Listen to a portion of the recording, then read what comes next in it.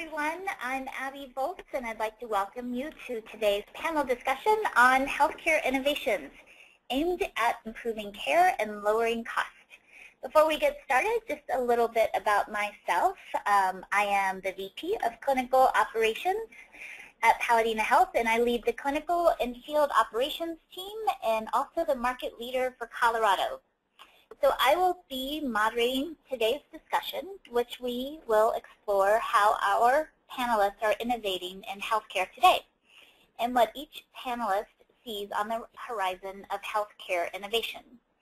On an administrative note, one of the best parts of tuning in live today for this webinar is the ability to submit your questions for live answers. So I encourage you to submit any question you have anytime during this webinar, and the earlier the better.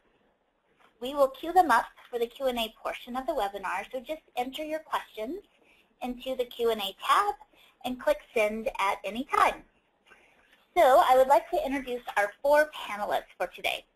On the line we have Stuart Poole from Fitbit. Stuart is on the business development team for Fitbit. His focus is on corporate wellness programs for employers, insurers, and population health companies. Also with me is my colleague at Paladina Health, Amit Shah. Amit is a market leader here at Paladina Health for the Western U.S., who also has worked on the clinical and client sides of the organization. Also happy to introduce Steve Vanderwatt, Chief Sales Officer for the Vitality Group. He has extensive experience in corporate wellness programs and incentives and has spent the last 21 years consulting in this field. And lastly, we have Julia Bernstein from Ginger.io. Ginger heads up strategy and business development efforts and has a passion for using technology to make the healthcare system easier to understand for all stakeholders. So let's get started. We're here again to talk about innovations in healthcare. I'm going to turn it over first to Stuart from Fitbit. Fitbit transformed the way any individuals deliver health and activities. And now Fitbit is working to innovate how employers of their workforce. Stuart, can you start it off and speak to how Fitbit is working to help leverage your platform and cultivate your work? Absolutely, and thanks again, Abby and the Paladina Health team for having us on your webinar. Hopefully some of you have heard of Fitbit. For those not familiar, we are the global leader in connected health and fitness. We offer products and experiences that empower and inspire people to lead healthier, more active lives. Today, the Fitbit experience enables users to effortlessly record everything from their daily steps to their sleep quality in an integrated and very easy-to-use platform across desktops, smartphones, smart scales, and the like. And what we're seeing today is that employers are successfully using Fitbit activity trackers and our integrated ecosystem to lead more engaging and effective wellness programs. This is what we call Fitbit Wellness. We're bringing a consumer-facing technology, the Fitbit trackers, that people already love, and helping companies easily integrate those trackers into their wellness programs to improve engagement and promote a culture of wellness. As easy as it is to sync and view the individual data for an individual user of the Fitbit, we've created the same seamless experience for wellness leaders and wellness administrators to view and manage the activity information for their wider population of employees. Fitbit's wellness platform allows administrators to view aggregate level data, and also with employee consent, they could view individual level data. And those administrators are able to manage the wellness program through social activities, through challenges, encouragement, and friendly competition. Just to throw a stat out at you, people who have participated in an online team-based exercise competition with their coworkers increased their daily exercise by 31% over a 12-week period. So this ability to increase engagement and drive behavior change for a wider population is a big component of what we're doing at Fitbit. And we've been lucky enough to be successful rolling this out to companies across the US and globally. Just a note about how our program works is we do offer volume-based preferred pricing, and we do require companies contribute to the cost of the trackers. It's a shared commitment to health between both the employers and the employees. We offer a standalone wellness product direct to companies, but also integrate with many excellent third-party wellness providers, such as Vitality, who you're going to hear from Steve later on this webinar. And we can work directly, or if you want to work with those third-party wellness providers, we have quite a bit of flexibility for any company. To close, at Fitbit, we believe that small steps can add up to big results. And our main goal is to enable all organizations to lead more effective and engaging wellness programs with our world-class technologies and services. Thanks, Stuart. This approach to improving employee health is quite innovative. And in fact, we have a pilot with Fitbit in one of our Paladina health clinics to help supply our physicians with their patients' activity data. So thanks for that update. And as a reminder, if you have questions for Stuart or any of our other panelists throughout the webinar, please ask it at any time, and we will save time at the end to answer them. So let's expand our ways data can enable care and employee health outcomes. I'd like to invite Julia Bernstein from Ginger.io to discuss how Ginger.io is using data to offer innovative ways to manage mental health for providers and employers. So Julia, over to you. Great. Thank you, Abby. I'm excited to be here as well and to share more about what we do. So in terms of background, Ginger.io is a technology company with its roots in MIT's Media Lab, and we're on a mission to improve health outcomes across the ecosystem. We use a unique combination of smartphone sensor data and machine learning to better manage chronic conditions. We currently partner closely with healthcare providers to manage primary and comorbid mental health issues in a variety of settings. And as we've been building out our support tools beyond clinician outreach, we've been expanding our platform to support individuals in scenarios where there may not be a provider directly in the loop, like employee wellness programs. So to give you a statistic that illustrates our philosophy, 91% of people keep their mobile phones within 3 feet of them 24 hours a day. It's the first thing you look at in the morning and the last thing you look at night, and our smartphones have become a digital diary of our lives. So taking advantage of this, Ginger.io uses an app on your smartphone to collect and analyze a continuous data stream to give providers insights into their patients' social, physical, and mental health status. And for us, what this allows us to do is to fill in the gap between what providers see and hear from the patient personally and what might actually be happening in the patient's day-to-day life. And so the platform that we've designed to do this is really focused on helping clinicians and care providers proactively understand when a patient with depression or other behavioral health issues is experiencing a setback. And the goal is to identify these setbacks before a patient reaches out to a provider, suffers adverse symptoms or effects, or potentially winds up in the ER. And so the alert system we've designed is really focused on driving connection and allowing care providers to make use of soft skills like coaching and outreach as opposed to adjusting medications when patients are desperate. Thanks, Julia. Can you also shed a little light on what types of information you're hoping to learn using this data? Absolutely. So if you think about how we use your phone, just by placing an app on the phone, we can collect sensor data around how a patient behaves. So that means everything from communication and sociability to movement, mobility, and sleep. And then our strength as our analytics engine was able to turn all of that behavioral data into actionable insights for the provider. And then we're also pairing all of this data with self-report surveys through an app. So to give you a real-world example, if a patient with depression isn't sleeping, so for instance, if we've seen someone up playing Candy Crush on their phone for 3 nights in a row, or if we've seen they haven't left the house for 2 days, we can trigger an alert to a provider or a loved one through our platform that says something might be wrong with this patient, and we can ensure that an individual receives the right care at the right time. And for us, it's really about the power of smartphone data to empower individuals and providers and to find the right partners with whom we can use this data to really impact care for people with mental health issues. Great update, Julia. Thank you so much. I would like to switch gears and turn it over to Amit to talk about how Paladina Health is approaching data sharing with our providers. Thanks, Abby. Using data to enable our care teams is critical to the way we deliver care. Now, most of you on the line are familiar with Paladina Health, but for those of you who aren't, we provide integrated primary care to employee populations. This is a more holistic level of care than a traditional fee-for-service primary care practice. As you can see on the screen, we've got a comparison between what fee-for-service looks like and what Paladina Health looks like. Part of our innovation at Paladina Health is this structural setup. Our patients spend less time in the waiting room and more time with their care teams, enabling them to get more of their care from the Paladina Health Clinic than in the much more fragmented fee-for-service system. This results in three sources of value to employers: a better experience, a better healthcare experience, which drives improved health and results in lower cost.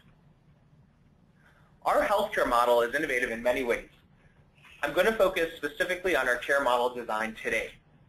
One of the most important parts of the Paladina Health model is the direct connection between the provider and the patient. And that direct connection is actually pretty innovative. Our care model is set up so that the providers have relevant, meaningful data about their patients, allowing them to effectively engage their patients. What's different here is that the care managers are behind the scenes, analyzing data for the providers and highlighting opportunities for outreach and care intervention. And the providers are focused on building relationships with their patients. We believe that the patient-provider relationship drives our ability to change behavior and that results in better health. I'd like to share how this works for a real patient. On the screen now, you'll see Toria. Toria is a current Paladina Health patient, and she was diagnosed with diabetes. We were able to provide her physician with key data that allowed them to coach her on sustainable lifestyle changes. With the data and the ability to spend time, her physician built a trusting relationship with her. And studies show that increasing the level of trust between a patient and their provider increases the likelihood of adherence to care plans. The outcome for Toria is extremely powerful. She's lost 15 pounds and is adhering to her care plan, and most importantly, her diabetes is completely under control and has been sustained as such. What's innovative here is actually quite simple. Our care model is designed to keep providers front and center with the patients, but to give them powerful data to improve the care they're providing and to ultimately change behavior. This behavior change, as we've said, results in better health and does so at a much lower cost. Thanks, Amit, for that update. Let's turn it over to Steve Vanderwatt from Vitality Group to share how they are taking an innovative approach to employee wellness. Steve, can you tell us a little about what Vitality Group is doing on this front? Sure, thanks very much, and again, appreciate the time. For those of you not familiar with Vitality, Vitality is the world's largest incentive-based wellness program. We cover and engage over 6 million members across the world, from South Africa, the United Kingdom, China, Asia Pacific, and obviously here in the United States of America. Vitality really offers a fully integrated wellness program, which is really centralized around engaging the members on their personal pathway. If you currently are within a company of, let's say, 4,000 employees, we will create 4,000 unique personal pathways specific to that member and create a dynamic relationship between Vitality and your employee on a day-to-day basis. We do this in multiple of ways. What we do is after the member completes their assessments, members are given their Vitality age, effectively their clinical age. This creates an emotional driver between the wellness program and the member, whereas no one really wants to be older than their chronological age. We then drive members to specific wellness activities to reduce their lifestyle risks. We effectively create triggers that then trigger other wellness activities. For example, we get members to go and participate at one of our partner gyms. We have over 6,000 integrated gyms across the country, or drive members to utilize their Fitbit or their Vitality app. Every wellness activity earns wellness points, allowing members to effectively get paid a currency for engaging in wellness without it actually costing the company actual dollars in the moment. These points are paid almost real time into the member's status account, and immediate gratification really does drive huge participation. These points and rewards really do affect the member on multiple fronts. We can either utilize the member status to help create a contribution adjustment structure as the member engages, reducing their health insurance contributions, or they can spend their points on the Amazon Mall. Again, ease of access to wellness programs throughout the network and multiple triggers really drives huge reward throughout the year on a continuous basis. But don't believe me. What we have seen on the Vitality program is that our innovative approach and focus on positive rewards, and I think that's the key word here, is positive rewards, again drives that immediate gratification. In 2013, on average, our engaged members completed 44 verified wellness activities. More than 6.7 million verified wellness physical activities were completed by our members. This represents an effective growth of almost double the verified wellness activities the previous year. So again, positive incentives driving massive engagement, and again, making it very fun and easy for the member. Thank you, Steve. I'm seeing a common theme here that I'd like to touch on for everyone.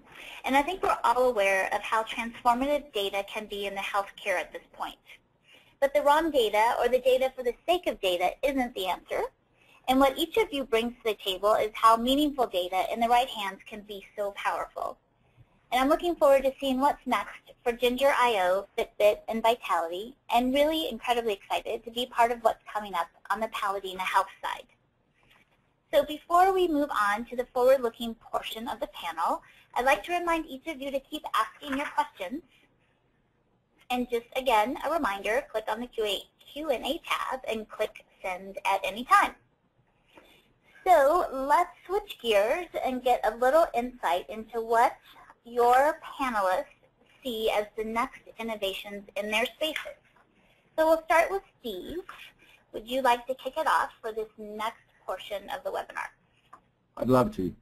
At Vitality, we're really changing the way we incentivize people to make healthy food choices and addressing the obesity problem here in the USA.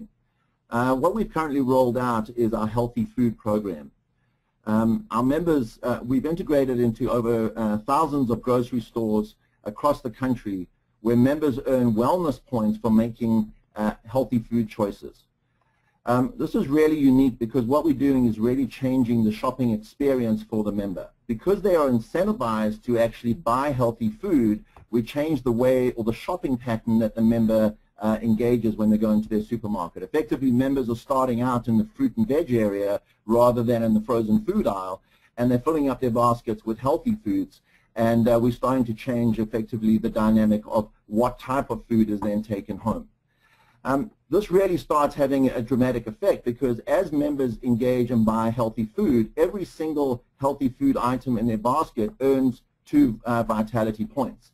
These points start accumulating toward the member status, which obviously might drive a contribution adjustment or the ability for them to buy cool things on the Amazon Mall.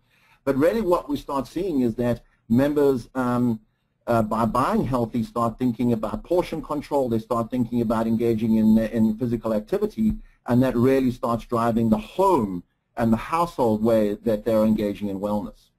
In addition to that, we've partnered with Walmart, where we've now added a financial incentive, where not only do members get Vitality points for the healthy food items, but they also get a 10% Walmart credit for all the healthy items in their basket for them to apply to their next purchase at Walmart.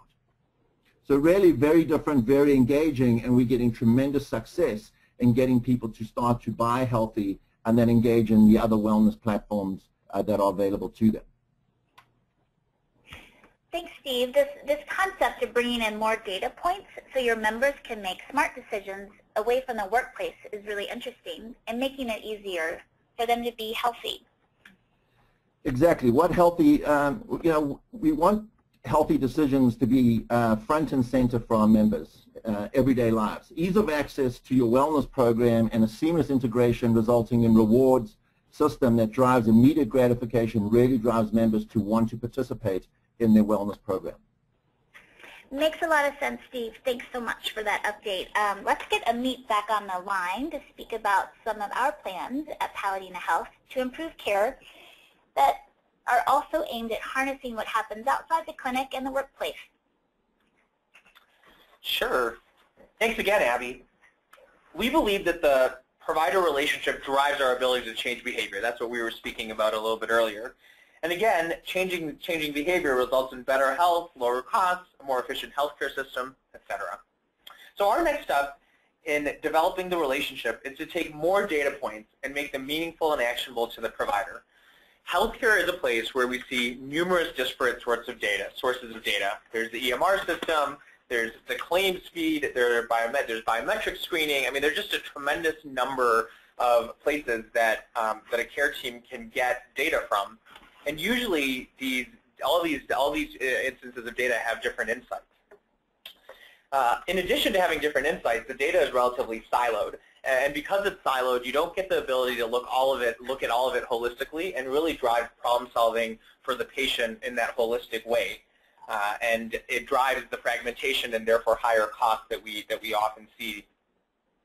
So what we're doing is trying to bring all the data together into one spot. We're partnering with our EMR provider to create an analytic solution that provides meaningful, actionable data at the point of care. As we get these better data sets, we're going to continue to innovate on how providers and care teams use that data and interact with patients. Our hope is that the providers will make holistic care decisions that drive great clinical results at a lower cost. And there are lots of other places to get this data too. Fitbit and Ginger.io are great examples along with Vitality, as we've heard about it today. We're currently using Fitbit to integrate information so that the physician can make decisions using the passive behavior of the day-to-day life of the patient. Essentially, what we want to do is empower our physicians by giving them an understanding to the 95% of a patient's life that doesn't occur in the physician's office. And by giving them that data, they'll have a greater insight into their patient and build a stronger relationship. Doing this gives us the potential to have a great impact on patients like Toria, who we spoke about a little bit earlier. Our ultimate goal is to help Toria's provider understand her life and lifestyle so she is fully supported and coached, and ultimately so that she has better health. Thanks, Amit. So let's transition back to Julia from Ginger.io. So Julia, can you tell us a little about what's on the horizon for you? Of course. So we've been seeing fantastic results around some of what Amit was talking to around really strengthening the patient and provider connection with our over 25 national academic and health system partnerships. And we've been really excited what we've been seeing there around patient engagement and impact on quality and cost. But what we've also seen is that it's not just a question of the patient and provider relationship, but really of enhancing where patients with mental health issues might go to seek support.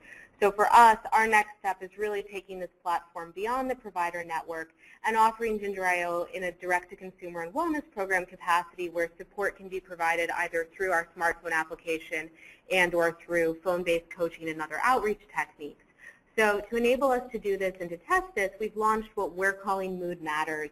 It's a program that's available online to people who are looking for an easy-to-use screening test or assessment to see if they need support for depression.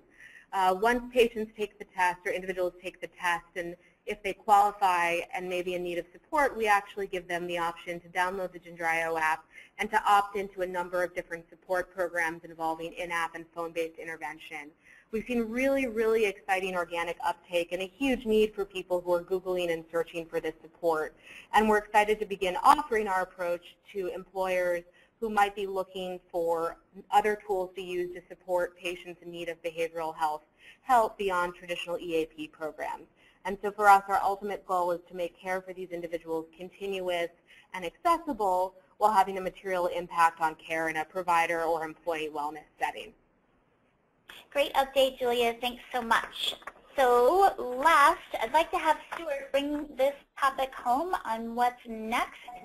Stuart, can you tell us what's on the horizon for Fitbit? Yeah, absolutely. So, at Fitbit, we're obviously going to continue to innovate on the tracker front and try to work to capture additional metrics, whether actually through sensors or self-reporting, because we really do want to allow an individual to get a better and more accurate picture of their overall health and fitness. As it relates to Fitbit Wellness, we're looking to improve our dashboard and administrative capabilities so companies can increase engagement for their employees, whether it be through social features, competition platforms, because as we see out there in the space, sometimes a wellness program might get 10 or 20% program engagement, and we're really trying to improve that number well above 50% and up into the 2/3 or more of participants.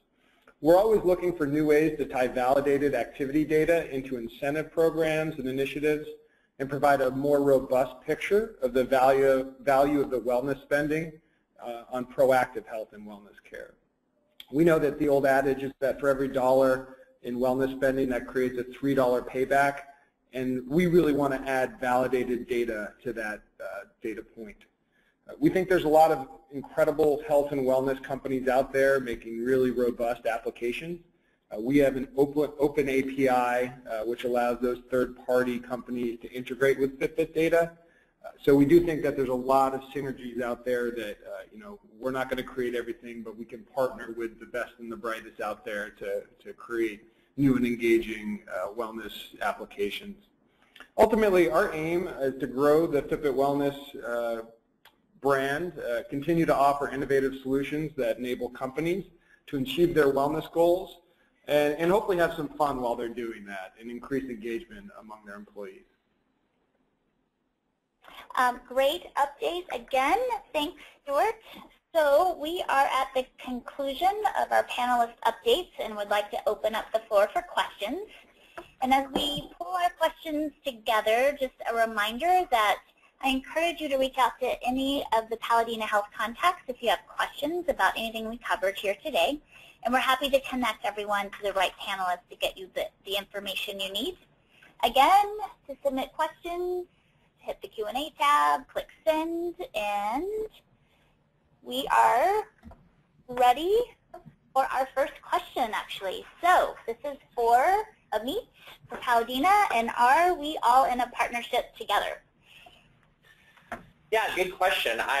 We are currently not all in a partnership together. We certainly have this pilot that we're doing with Fitbit, Ginger.io, and Paladina Health have spoken before, but we currently don't have a pilot, or we currently don't have a program with all of these different providers. One of the reasons I think we organized this was we saw a lot of innovation in this space, and thought that everybody would be interested in this type of discussion. So we're certainly looking to work with folks like this, and as I said, taking all these disparate data sources and providing actionable information to providers where they can improve health at a lower cost is what it sounds like most of us are about. And so I wouldn't be surprised if in the coming months and years we find ways to work together a lot more closely. Great. Thanks, Amit. Second question is for Stuart about Fitbit. So the question is, can you elaborate how Fitbit is working more directly with employers? Yeah, sure. So we offer kind of a host of different products. They're based on employer size. So you could say we have an SMB offering for companies under 1,000 employees, an enterprise offering for companies over 1,000 employees. And so part of the offering is, as I mentioned, the preferred pricing for bulk rate discounts. But we also have small, I guess you'd call them software packages that are differentiated. So the SMB segment would be much more self-service, and you would manage that on your own. And then for enterprise, we offer a little bit more robust reporting capabilities that you're able to have an administrative dashboard and get the view of all of your participants at one glance in real time. And you're able to see group leaderboards and put members into teams and have those type of data points to create engaging programming around that.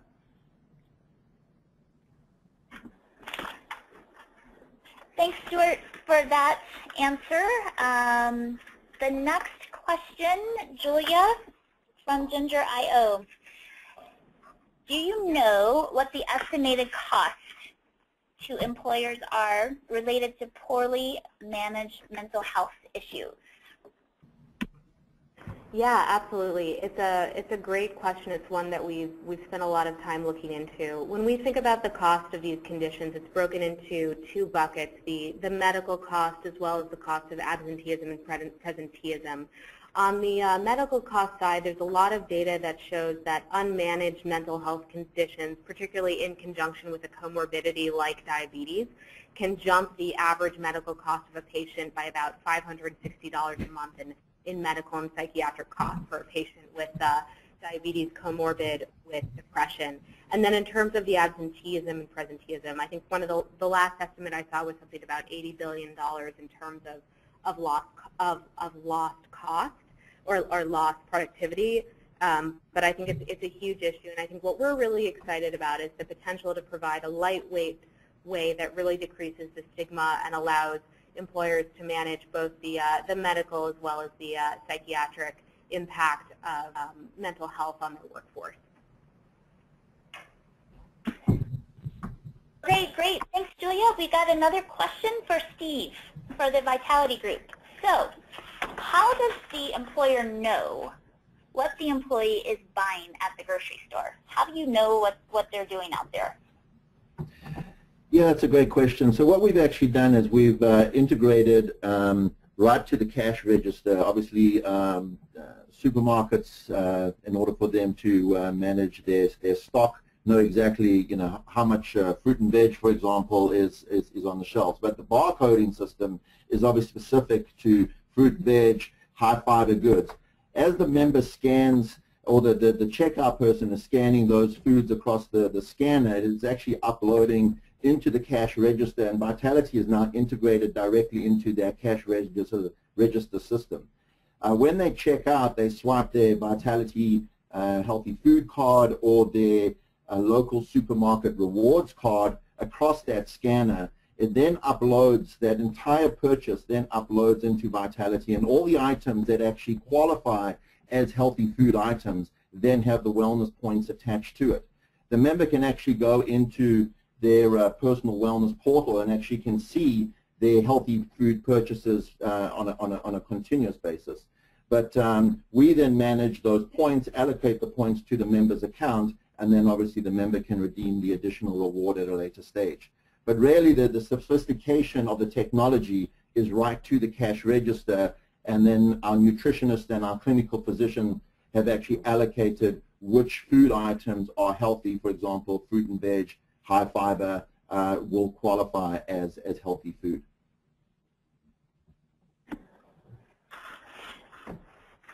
Great answer. I have another question for Julia from Ginger.io. It's around the Mood Matters program. So is the Mood Matters program available for employers with employees who aren't participating in the Paladina model but covered on the group's health plan? Go ahead, Julia. Amit, go ahead. I was just going to make the point that, just to be clear, currently Ginger and Paladina don't have a partnership, and so we haven't done a pilot with Ginger.io right now. And so Julia will answer this question from the standpoint of, everybody that she's talking about is not participating in Paladina Health. Yeah, so on a general perspective, so the Mood Matters program is new for us, so we're really excited about finding employers to partner with to make it available. So we'd certainly be excited to have those conversations to think about how it can be wrapped in as a benefit as part of an employer's benefits package. What I'd suggest there is if you have direct questions or if you're interested in exploring more, let's connect offline and we can talk a little bit about what you'd be looking for in terms of what percentage of your population might be struggling with depression or other behavioral health issues, and how you'd look to make it available across your population.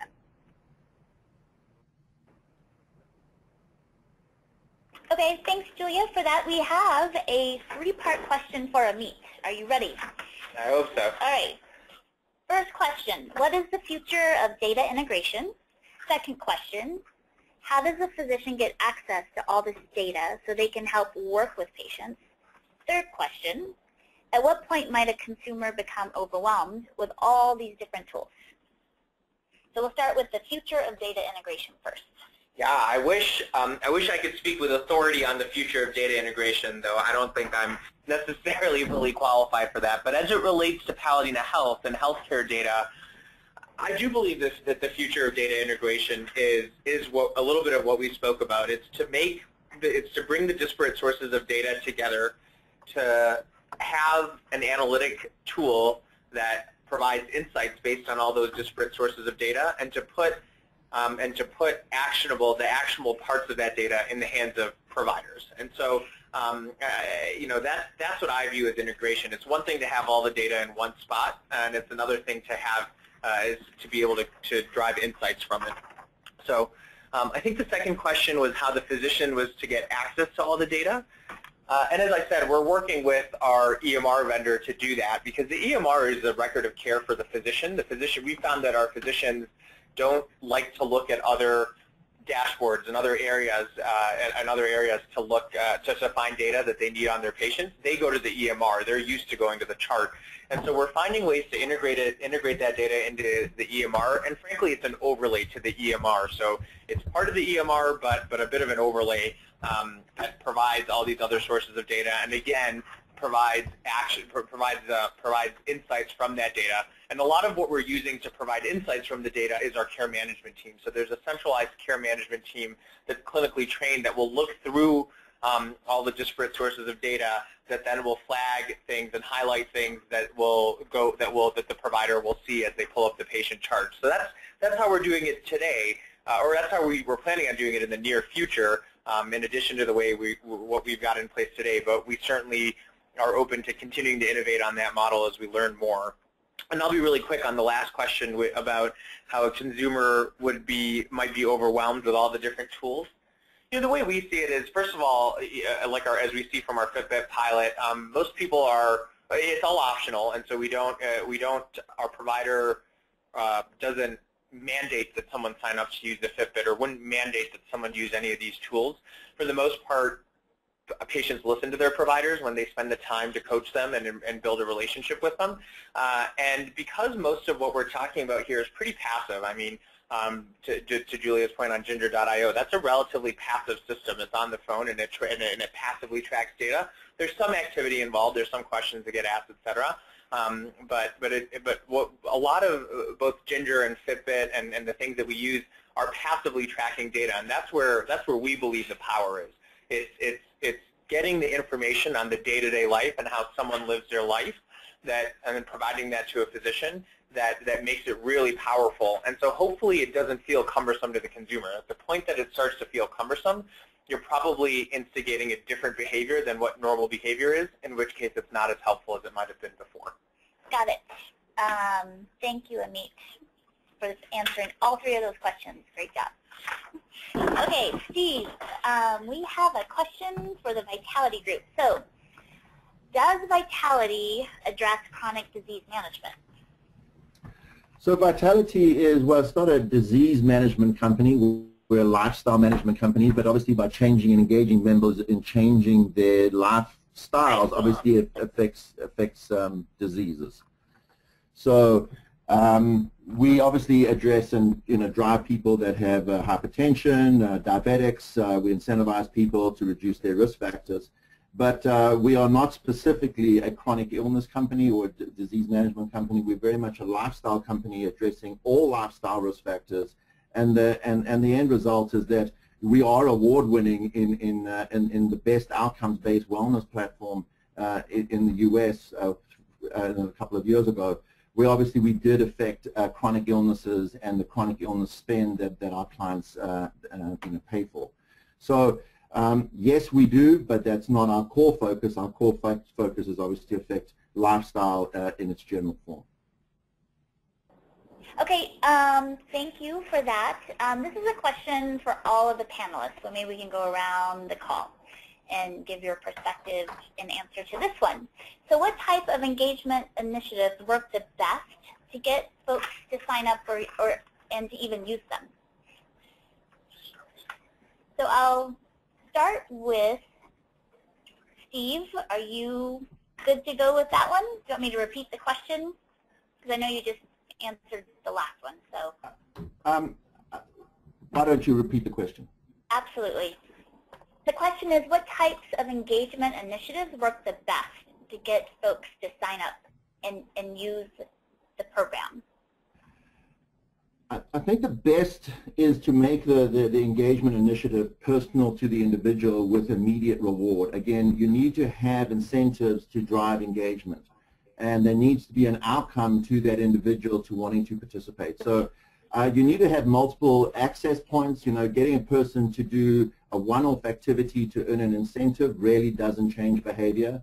So you need to have multiple activities with multiple incentives, but it needs to be personal and relevant to the individual. So by getting a person to reduce their chronological age, or to compete on a corporate basis, or to actually have a financial incentive either through premium reductions or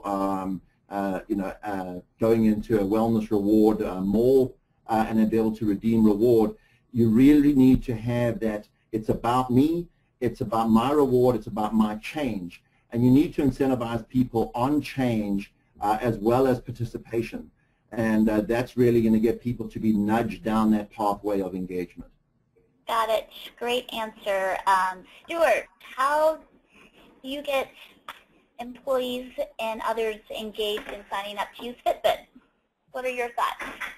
Yeah, so Steve hit it right on the nail. I mean, incentives are obviously a really great engagement piece. So rolling out Fitbit as part of a biometric screening or health risk assessment, having the ability to tie it to some sort of premium reduction program is obviously a great way as people see that there could be dollars in their pocket at the end of a period of time.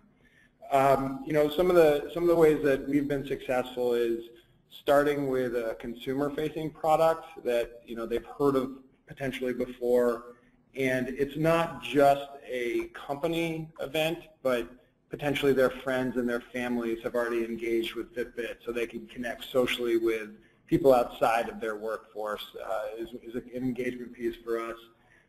And then ultimately, you know, making it fun and social and having design around what type of activities you can do with a Fitbit, and having team-based challenges, company-wide challenges, and having that kind of friendly competition that gets people additionally motivated. Nothing like a competition to get people so That's right. I get it. How about you, Julia? What are your thoughts? Yeah, so I think it echoes a lot of what everyone's been saying. But I think for us, the two things we've seen have been, you know, first and foremost, to get people engaged in the beginning and to get them enrolled, it's really a question of translating and really making it explicit what the program is and what the value to the patient or the individual is going to be. So really making it clear, what am I signing up for? What's my commitment? What's the program's commitment to me? And then what am I signing up for and what am I going to get in terms of value? And then once the individual is engaged, it's using a lot of the tools that we're talking about, which is incentives, whether it's in the form of gamification and survey streaks or other incentives, and then really making it making individuals feel that our app and the data collection might be passive, but it's not silent. And there's insight and information back to them. There's a chance to learn and improve in condition management, and there's someone at the other end, whether it's a call center, a loved one, a provider. So it's really about making it clear what that value is going to be, and then delivering it to individuals through an app that's been designed, as ours has been, with a real eye towards human interaction and human-centered design. Thanks, Julia. And then just want to hear what Amit thinks, and then we will wrap up the questions. Thanks, Abby. Yeah, I know we're at time, so I won't reiterate the great points made by the other panelists around financial incentives and building community and all. The one other comment I'll make is the comment that we've made a little bit throughout is around the relationship building, and a lot of what allows us to, a lot of what gets our patients to sign up for the things or do the things that our providers recommend, whether it's Fitbit, whether it's another program and all, is the relationship that they've built, and they know that their provider is really an advocate for them in the healthcare system, and so they go ahead and try to do the things that they're asked to do. All right. Thanks, everyone. That is all the time we have today. So again, just really want to thank our panelists, Stuart, Steve, Amit, and Julia for their time.